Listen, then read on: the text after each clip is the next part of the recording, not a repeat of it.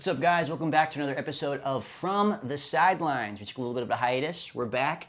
This guy turned a little bit older since the last time we filmed an episode. Happy 21st birthday, Daniel DiMaggio. Thank you. You're already looking older. Got the scruff on the beard. Let's go. It's good to be back doing FTS with my buddy again. This is the only birthday gift I could ask for. Yeah, I didn't get him anything else except for my presents. So Yeah, except for that other one. It's coming soon, I hope. Otherwise, you need to leave. It's definitely on its way, bro. It's All definitely. right, I dude. promise.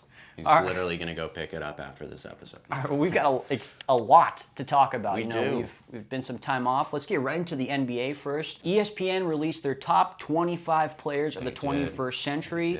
I thought maybe we can compare ours. I don't think we have enough time for 25 each, so I thought that would take us the whole episode. So we'll go 10 each. Yeah. And how about we just go 1, 1, 2, 2? We'll go right off the bat. So number 1, I'm going to take Gilskis Zizgalskis. I love that guy. No, his teammate, LeBron James. Yeah. Oh, him? Yeah. I think I know who he is. How about you? Who are you going to 1? I'm going to go Kobe. Wow. Okay. You can't deny the Black Mamba, man. I mean, I know LeBron's been to a bunch of finals. You can't deny the greatness, but I mean, you have Jordan 2.0 on your team in the league. I can't deny. Number 1. 24. Really? Number 1. Kobe. I'm going longevity over championships here. All right. I'm going longevity, and I'm going LeBron James. All right. Who's your 2? 2 is Kobe Bryant. That leads me to my next There we go. one. Number 2 for me, LeBron James. Okay. I mean, I think that I want to take away from LeBron James. I mean, I don't want to hate on the guy too much for it, but the constant moving around teams, hopping, starts from the Cavs, can't really win with the Cavs, goes to the Heat, wins a couple championships after forming a super team, goes back to the Cavs after seeing the greatness of the young Kyrie Irving, wins another chip, goes some more finals, realizes he can't win there anymore, goes to the Lakers to be in the spotlight, wins a championship, Mickey Mouse ears, in the bubble, and he's still in the Lakers. Now he's just playing with Bronny, so I mean, I've been on this planet for 21 years. LeBron has one last All-Star. He has 20 All-Stars. That's incredible. Most people are lucky to get in at 5. So that's the reason being. He is the poster board for what an NBA player wants to achieve, whether you like him or not. Number 3. Number 3 was tough. It was a lot tougher for me than 1 and 2. 3 and 4 was a lot tougher. I went Stephen Curry. Stephen Curry, great. I went Shaq for this one. I mean, same amount of championships, but just the dominance that Shaq had. He's the most dominant big man of all time. Yeah. I have to put the Big Diesel at 3. I know a big chunk of his was in the 90s. But he won all his championships in the 2000s. And his final MVPs. Yeah. Those are important. Those are all in the 2000s. So I could see why you put Shaq at number 3. I didn't put Shaq at number 4, though. Who'd you put it for? Timmy D. Timmy D, okay. Tim Duncan. I put Timmy D at 4, too. I agree with that one. A quiet guy. I think he's a guy, if maybe he was a little bit more talkative in the media and stuff like that, he would probably be higher on this list, but I hate to say that, but that's the case. I think he might have the most impressive resume on this list. I mean, Hall of Famer, 4-time champion, 2-time Finals MVP, 2-time MVP, 13-time All-Defense. That is damn near the most incredible resume on this list, in my opinion. Yeah. I mean, you could give it to LeBron, but LeBron doesn't have the championships. So. I mean, Tim Duncan's a guy who his greatness, I don't think, could be talked about enough because he plays... He didn't talk about it enough, first of all. He was such a team player. I think he could have gone anywhere into any system and been an absolute star, but he grew up in that Greg Popovich system, and he just learned how to play with others really well. Look, I could have put him at 3 over Steph, but I think Steph did more for the game than him. Number 5? Number 5, Shaquille O'Neal. I put Steph Curry. You put Steph Curry 5. So far we are disagreeing. We're disagreeing. We're just like flip-flopped everything. We're flip-flopping, which means we're disagreeing. I went Shaq 5. I think if you don't put him in your top 5, you don't watch basketball. You have to put him in your top 5. But the fact that this is a 21st century award, that's why he's 5 and not 4, 3, 2, or 1. Yeah, there's so many other guys. There is. There's LeBron, there's Kobe, there's Steph, and Tim. But Shaq is the most dominant center of all time. So. All right, I'm peeking at your list, so I see your number 6. But I think your number 6 might be a reason why my number 6 is... They're both number 6 for the same reason. Okay, my number 6 is Nikola Jokic. Okay. Already. And he's the only player, he wasn't even named to the top 75 NBA anniversary team, and I still have him at 6. See, my number 6 is Dirk Nowitzki. Ooh. I put Dirk at 6 just because I think that Finals MVP and that NBA championship is probably one of, if not the most impressive of the 21st century. Yeah. I mean, this guy single-handedly took down the Heatles. You know, this guy is amazing. His team, That's he true. had Jason Kidd, he had Jason Terry. He had a lot of help with him and a lot of great IQ basketball, but he was the guy on the team and he got it done. And, if he wasn't there, they're not there without him. So you think he's better than Nikola Jokic? I think what he did was more impressive than what Jokic did this last year. Is there any way that Nikola Jokic could get ahead of Dirk on that list for you? Win another championship. Okay. That's it. Simple as that. I just think that those 3 MVPs edge out Dirk's one. But look, again, I mean, tomato, tomato. No, I'm not denying Jokic's greatness. I think he's a great player, but I think right now, just that finals run is still like, I remember just being in awe as a kid, just staring at the TV, mouth open, like, whoa. Okay. All right. Number 7. Number 7, I went Kevin Durant. It's only fitting I put him at number 7. See, okay, number 7, that's interesting. I did Kawhi Leonard. Two-time final MVP, 2-time NBA champion. He didn't have to go to another team actually, he did. But I'm saying he didn't have to hop around to the best team in the league to win his championship. His greatness was everlasting. He was a team player on the Spurs. Everlasting. And then he goes to the Toronto Raptors and he becomes the guy and another really impressive run. The last word I would use to describe Kawhi is everlasting. I meant during the time that he was or enduring. healthy. That man don't have no endurance either. Number 8, I got your guy. Fade off one leg. The Dirk Rainbow. Nowitzki. I put Dirk at 8. And you raised some eyebrows putting him at 6. But I put him at 8. That's 2 spots below. I mean, below. I think he's the second greatest European player of our generation behind Nikola Jokic. All right, so. number 8, I put the big ticket, Kevin Garnett. Okay. I mean, again, a guy, it's a little bit of a weird thing, Right. He did form a super team on the Right. Boston Celtics with Ray Allen, Paul Pierce, and they don't include Rondo, but I think Rondo is a big part of that team. You can't discount how great he was as a floor general, but without his defense, scoring, and just tenacity on the court, Right. the Boston Celtics don't hang up banner number 17. I think Kevin. Yeah. No, I agree. And to answer your question, that's my number 9. That's my number 9. Number 9. Kevin Garnett. Number 9 was a little bit tough for me because I wanted to go with a Steve Nash, a guy who had all these accolades. This guy that, was just amazing on the court. And maybe if he had a different situation, he probably would have been holding up a couple, Larry O'Briens. But You mean if he didn't have to face Kobe in like the Western Conference Finals every year? yeah, Kobe or Carmelo. I mean, Right. all those guys. I mean, he had a tough. He had a squad though. He had Amari Stoudemire. He had Sean Marion.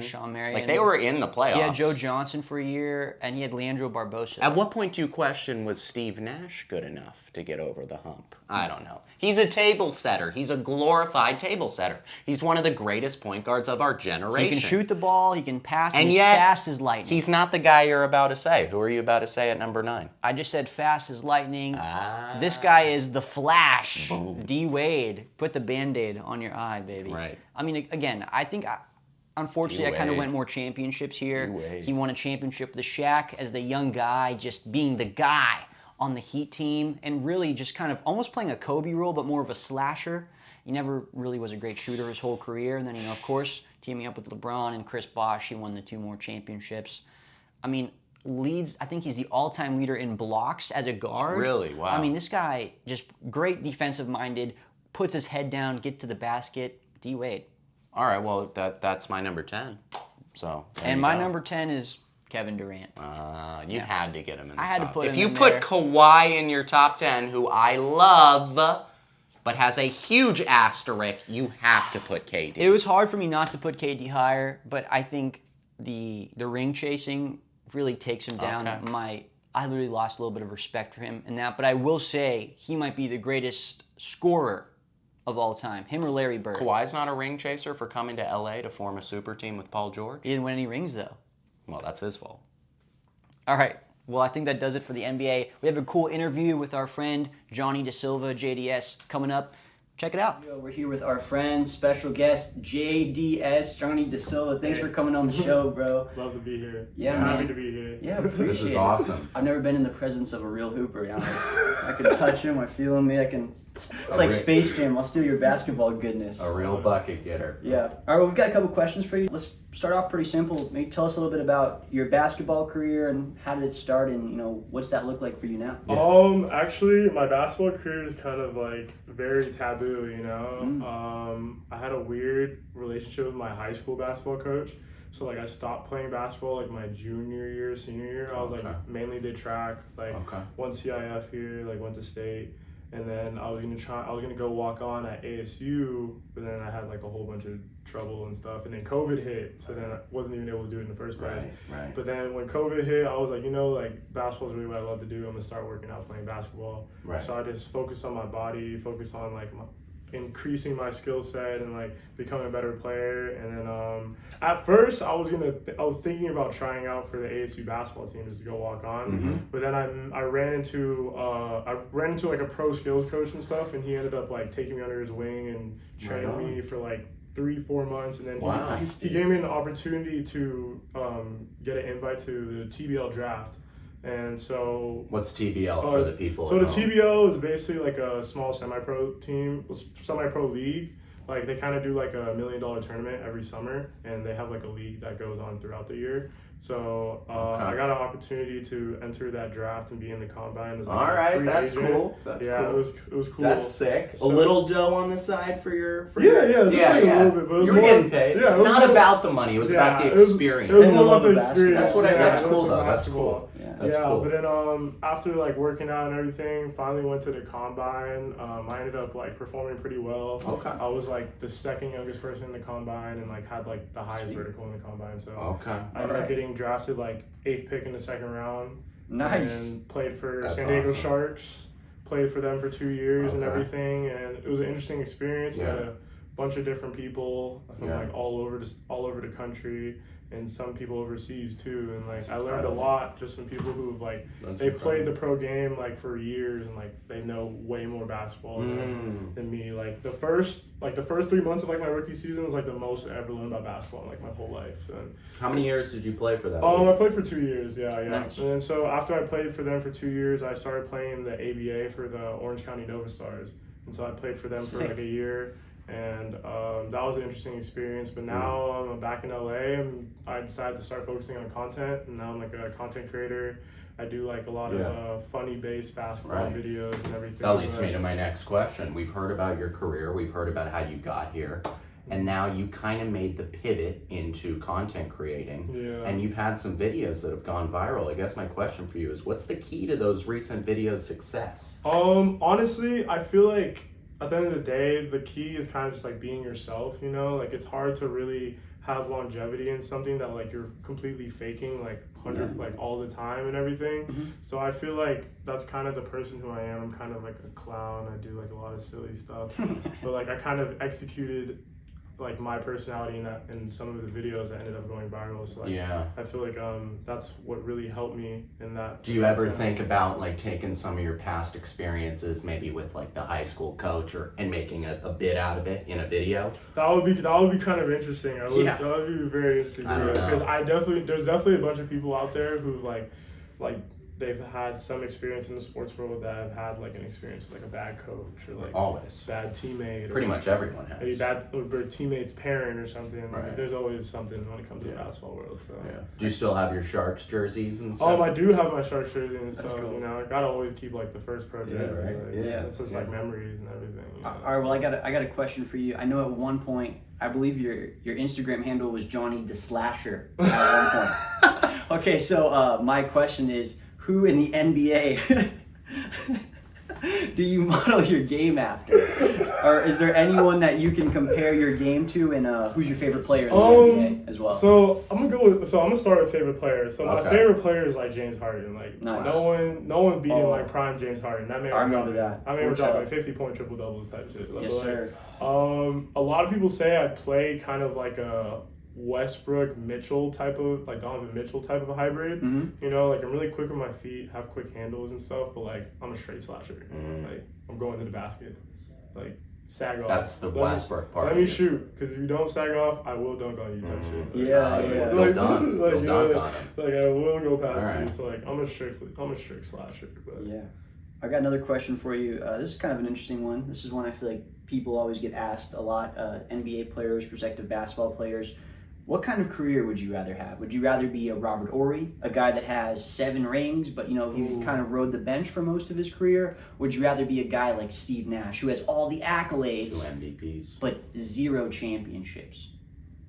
Oof, I don't know. and he's top 75. Robert Horry never even had an All-Star, but he has those 7 rings. I think it's an interesting question because like one, it's like Robert Horry, like he actually got to like physically enjoy those moments of the championship. Yeah. Whereas like Steve Nash, like he's just getting his accolades now. Like people are trying to realize how good of a person he was now, not while he was playing. Because while he was playing, everyone's like, oh, why isn't he winning a championship? Like he's ass. When like he wasn't. Wow. You know, like he wasn't ass. He was just in bad situations over and over again. Like, Right.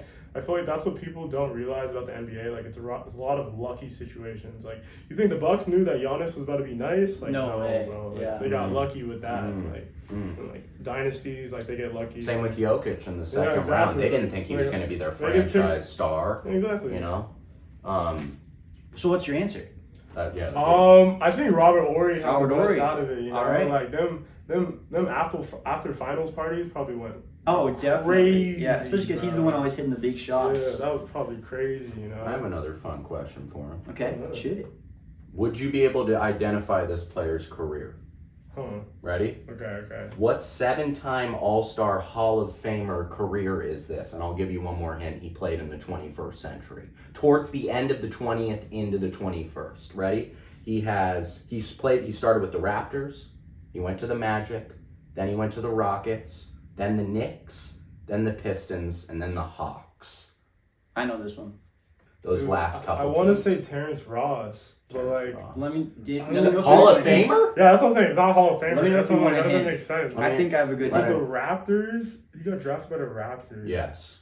Played People for forget Magic. this. People forget this. He got drafted by the Raptors and he played with his cousin. I think I have a good. I have a good hint. I have a good hint too. Oh, I feel like I'm blanking out right now. His nickname rhymes with my rap name. Oh, that's DiMaggio. Yeah, there we go. Yeah, that's what I was saying. I was blanking out. Yeah. Oh That's yeah, why we- because I was thinking about jersey colors, and the Raptors did have the white jerseys back Right. then. So Yeah. that's why I was confused. Yeah. What active veteran point guard career is this? Drafted by the Grizzlies, went to the Rockets, went to the Raptors, went to the Heat, and then most recently, he just played for the 76ers. Point guard. Oh, it's Kyle Lowry. Nice. There, that was legit. Boom. That's what we like, baby. That's All what we like. All right. All right, got a little game going on. We're going to show you a couple emojis, and we want you to tell us if you can figure out this player by the emoji. Who's that? Number 1. Oh, that's Anthony Edwards. Yep. Okay. Ready? Number 2. It's the wave. Maybe like this. Just look at the hand. Like this? Yeah, the hand. Oh, that's technically that's Clay. Cause he be like. Are you? I think more like this. I'm talking about the talking hand. about like a Just wave. the hand. He's like this, and The hand. He might have won a Finals MVP, and everyone did this after he won the MVP. His hand. He's known for his... Oh, Kawhi. Yeah. Okay. I was just like. It's a little misleading. My bad. This one should be big. Oh, big ticket. Yo, why am I blanking out though? I don't even remember. He won a championship with the Celtics And an MVP with with... the Timberwolves. What? Oh, KG. There you Yeah, KG. No, Alright. why'd I blank out, It's bro? all good. That's This crazy. one should be This one's easier. fun. What? Something Cousins. What is that guy doing? He dancing. Well, Maybe he's in the 70s. Maybe he's getting I like. mean, oh. What NBA player has the last name Cousins? Oh, DeMarcus Cousins. What's his yeah. nickname? What's his nickname? Bro, why am I? A blank with the hoodie. Oh, a boogie with the Yeah, hoodie. there you go. Boogie Boogie Cousins. Boogie This Cousins. Okay, but like. Okay, I don't know if you're gonna get this. This one, I don't even know this one. He doesn't even know this one. What's the first thing? What's the first thing? Star. Okay, so what the second one? Coffin? Star coffin. That's a coffin. It is a coffin. What do you do to the coffin? You Ground. into the ground. Drop it. You Bury it. Oh, okay. So who is it? Starberry. Starberry. Stephon Marbury. Oh, Starberry. That's a good one. I like that's a that. good one. That's a good one. How about this one? Is that a worm? Yeah, or- yeah. Who had the nickname Worm? Oh my God. Defensive-minded People player. forget this. People forget this. Defensive-minded player. He Dude. loved to party. Dude, Friends with Kim Jong-un. I want to say Rob. Yeah. Yep. Robin. Yep. I want to say Robin. All right, number 7. Oh, that's Shaq. Nice. 100%. Big Diesel. That's 100%. All right, number 8. Oh, that's Ja. No. I thought that was Jaw. That's not Jaw. It's not Ja. It's not It's Jaw, not right? Ja. Older player. Blank. His nickname was, what is that? That's a gun, but what kind of gun is it? Handgun? Pistol? Water gun. Oh, it's pistol. you're talking about Pistol Pete? Yep. Okay. Not John Wick. I would say Ja. I'm not talking about John Moran. That's too on the My nose. second guess would have been like Gilbert Arenas. Like, Oh, this Oh, one. that's... Here's the last two. This one's good. Look at this one. What is he doing? What is he doing? he's waving. No, Right? he's not waving. He's like, hey, teacher, I have a... My question. Well, or he has a... The He's the question. Oh. The question. No, that's not a player. Well, if you don't have a question, you've definitely got an... Answer. Oh. You got it. He's got a nasty crossover. He's Who is it? The answer. Who is that? Oh. We're gonna use some artificial intelligence to Dude. to pull the I answer want out to of it. say AI. Yeah. There you go. All right, last one. If that one stooped you, this might... I can't be guessing wrong. This one might... We'll edit it. We'll make you look I better. don't know. I'm not saying anything. Do you know who this is? Iceman. Iceman. Trey Young? No. Ice Trey. Ice This Trey. one's tough. This Older one's tough. player. Older Played for the player. Spurs. Spurs. 44. Was it David Robinson? No, before him. No. Long. Oh. He was His skinny. name was GG or his initials. Oh, wait. No. This guy's a great player. He's very deserving. Bro, why don't I say Gerald Green, but it's not him? Could rhyme with Julius Erving.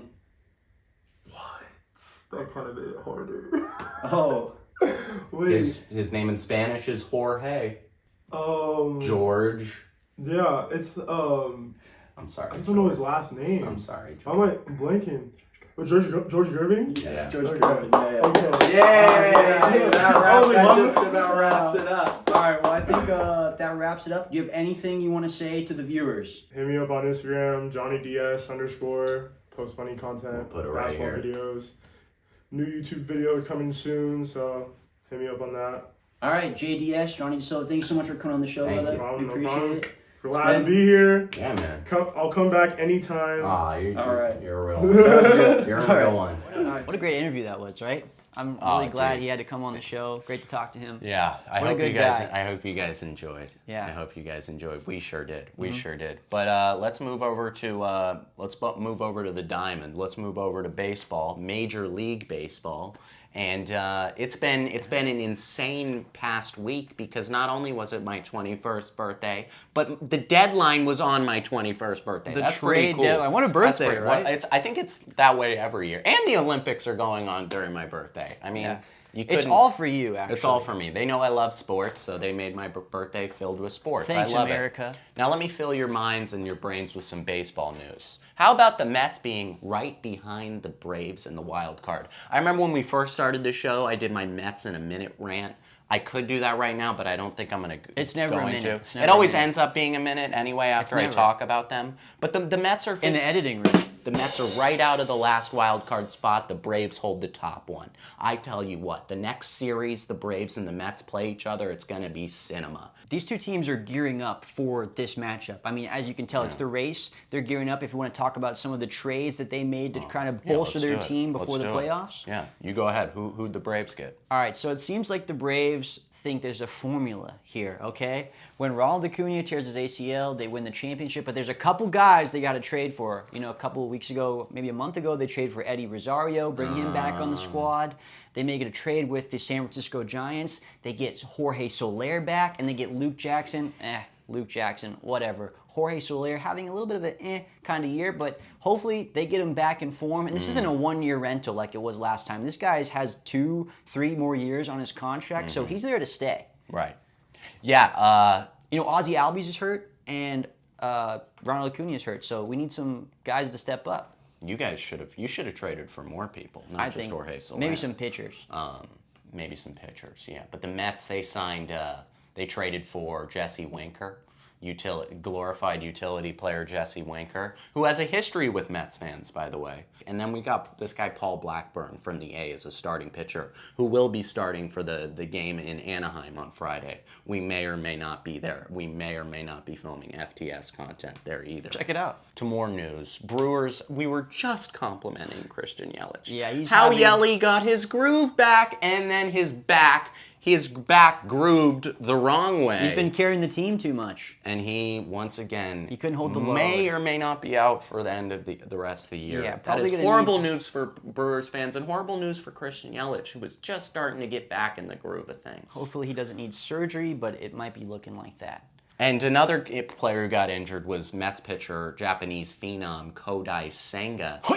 He pitched 5 innings, and then he hit his calf injury. He had just got back from the IL. And I'm going to pull up a graphic. It reminds me of Aaron Rodgers on the Jets last year. Oh, no.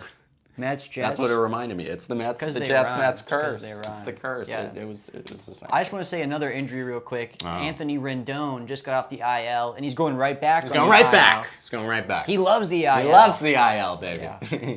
And then also Mike Trout reportedly out for the season with a meniscus tear. So sorry, Angels fans. It just gets worse.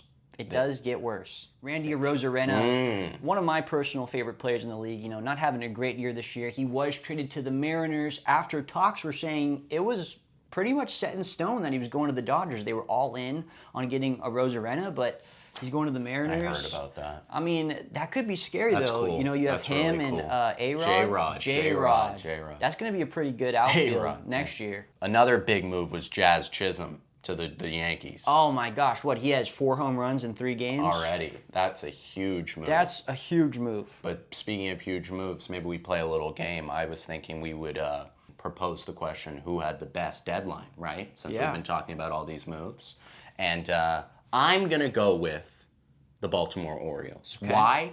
Because they're already good, and they already have a great farm system. And they managed to barely trade any of that farm system away for a slew of good pitchers. Starting pitcher Zach Eflin from the Rays. They got Trevor Rogers, a left-handed pitcher from the Marlins, really solid. They got right-handed pitcher Sir Anthony Dominguez from the Phillies, and then left-handed pitcher Gregory Soto, who was also on the Phillies.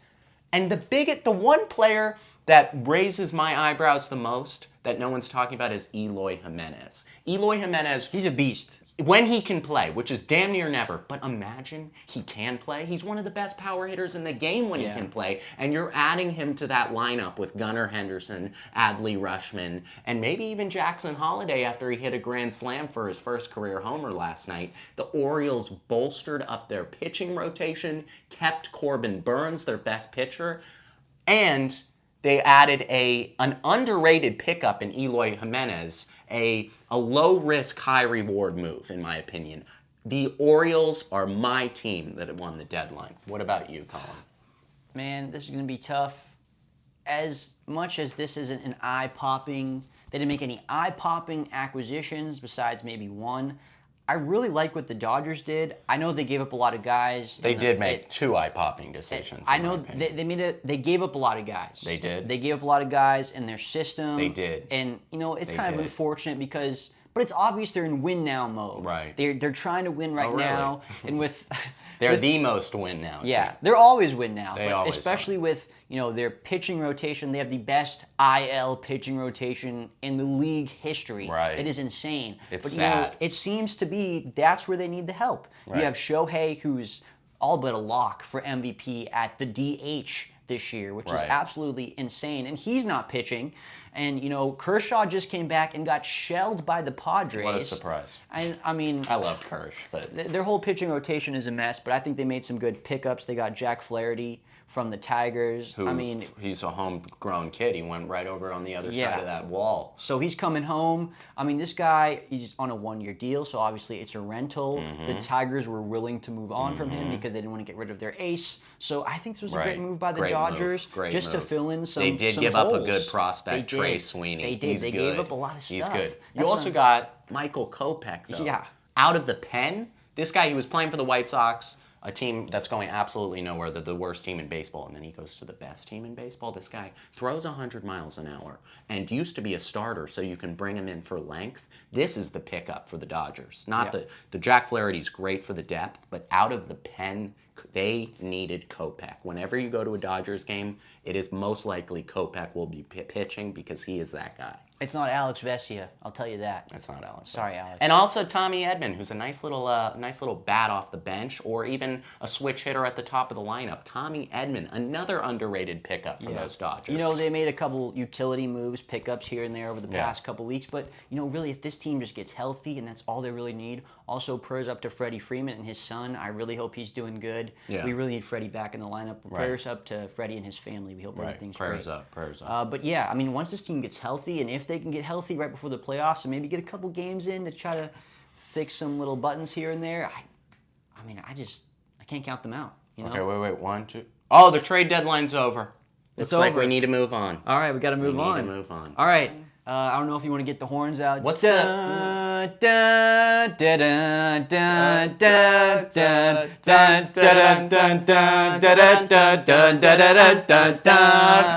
definitely want to thank the women in the USA Olympics for holding it down. They've really been getting these golds for us. Let's talk about Simone Biles, who just became most accomplished woman in the history of women's gymnastics. That's incredible. She has the most golds, most medals. I mean, she's a beast out there. Right. And props to Simone Biles' husband. I'm going to refer to him as Simone Biles' husband. That's who's cool. been in the crowd. That's cool. Wearing her medals because he's not going to win any. Oh. I think, does she wear the pants in that household? Definitely.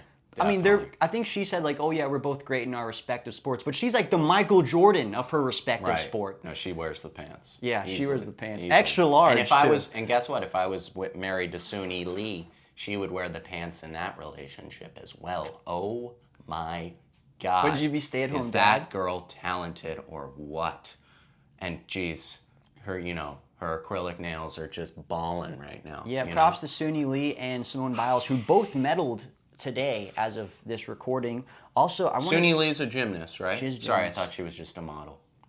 I would also want to give a big shout out to the most accomplished woman in the history of women's swimming, Katie Ledecky. You are insane. I don't know if you got to watch the women's 1500 the other day, but I mean, she finished the 1500, and let me get this. The 800 is 16 laps in the pool, okay? Most events are 100, 200. The 800 is 16 laps, so the 1500 is double that. That is insane. You know how much endurance you have to have? She was sitting in the pool like this for like 12 seconds, waiting for another competitor to get the silver. Do you know how insane that gap is? 12 seconds, or maybe it was 18. Wow. She probably could have made a tea, watched a movie. Yeah. I mean, that's insane. That's she was incredible. just sitting there. We're lucky we have her on our team. Thank you for getting the golds for us, and it's been a pleasure to watch your greatness. It really has. All right, I also want to give a shout out to French swimming sensation Leon Marchand. This guy's been a beast. I mean, he looks like Phelps 2.0 out there. A little bit of backstory about him. He was, he's been a pretty great swimmer. He reached out to Bob Bowman, who is Michael Phelps' former coach at Arizona State. Him and Michael Phelps was talking about it with Mike Tirico on NBC the other day, that they created this ultimate swimming program, and that Leon Marchand and Bob Bowman have really just like perfected the program. Wow. I mean, if you're looking out there, this guy's dominating guys. Like, he's body lengths ahead of the other swimmers. So, not American, but it's cool. Hey, next time you help a guy, Phelps, make sure he's American, not Please. French. Come on. Let's not help the French out. All right, well, we got some... We don't need another revolution. Some other cool things, breakdancing got added to the Olympics this year. Speed climbing. I think Speed climbing. 2028, look out for flag football. And if it's not 2028, it's 2032. I want to see some pickleball. Oh. That would be cool. Yeah. What's your favorite Olympic sport, Colin? This is a great question. Man. Summer Olympic sport. Summer Olympic sport. I'm going to have to go badminton. No, Yeah. I'm kidding. Man, it's tough. I'm a huge fan of swimming. I love swimming. That's the one event every single year that I have to be seated in the couch watching. I mean, thanks to Michael Phelps and maybe Ryan Lochte too. But I love swimming. It's really cool. I used to swim when I was a little kid to see that. It's great. And it's always like, it's like an adrenaline rush watching Right. that final lap. I just feel like I have to get out of my chair and I'm like, go! Like, they're giving everything. That last lap, they're giving their all. I'd have to say it's a tie between. I really like the format of 3-on-3 basketball because it's what we like to do when we go to the park. Yeah, we and love I threes. actually believe I have a sliver of a chance to play for Team USA. Well, Team USA is 0-2 right now. They might need me, low-key. They might need you. I love ping pong because it's like tennis, but so like intense. but like for mouses, and they just hit the ball so hard. Yeah. And then the last one, I mean, I would have to say women's gymnastics because Gymnastics is I crazy. pull a muscle watching those girls flip. Yeah. And when they land, it's like that anticipation, like the anxiety I get. I'm like, get a perfect land. Don't you dare let that foot leave the corner. You know, I turn into an Olympic instructor. Did you see that guy the other day that did the precision shooting? Dude, I saw that. That went viral. The guy from Ukraine, or is it Turkey? One of those. A couple of those guys. So usually you have like goggles and all these like aim assist stuff, and he's just out there like just with the gun, like nothing on. He's like Cigarette in the mouth. cigarette, French breakfast, you know. That's funny. Just I will and say, he plays silver. I That's do great. love what I do love about the Olympics is how it unites the countries. Yeah. We can leave this in or not, but North Korea and South Korea took a photo together. That doesn't show up in the stat sheet, but it shows up in my heart. Yeah, That's really an awesome I think one of my favorite things, Kobe Bryant, you should talk about it, is when he went to the Olympics, he went there as a fan. You know, he wouldn't just practice his basketball. He would go see every event. Of course he would. That's such a Kobe thing. Every event he'd possibly see, he would go see. He'd mingle. Kobe, hey, we're going out for a drink. I gotta go see badminton right now. Yeah. Okay, all right, Kobe. Jeez, we'll let you go see it. And he tried to mingle with all the other athletes. You know, I think that's why people. Well, love he spoke Kobe. 3 languages. He wouldn't have a hard time doing it. Exactly. So I mean, that's why everyone Rest loves in Kobe. What a great guy, and that's why he's #1 on my list. Okay, well. We'll end on a high note, and yet it's not. Around the Horn is reportedly signing off in 2025. That means there's a spot for From the Sidelines. Yeah, dude, the moment I said it, I knew there's a spot out there for From the Side. You know why they're leaving, right?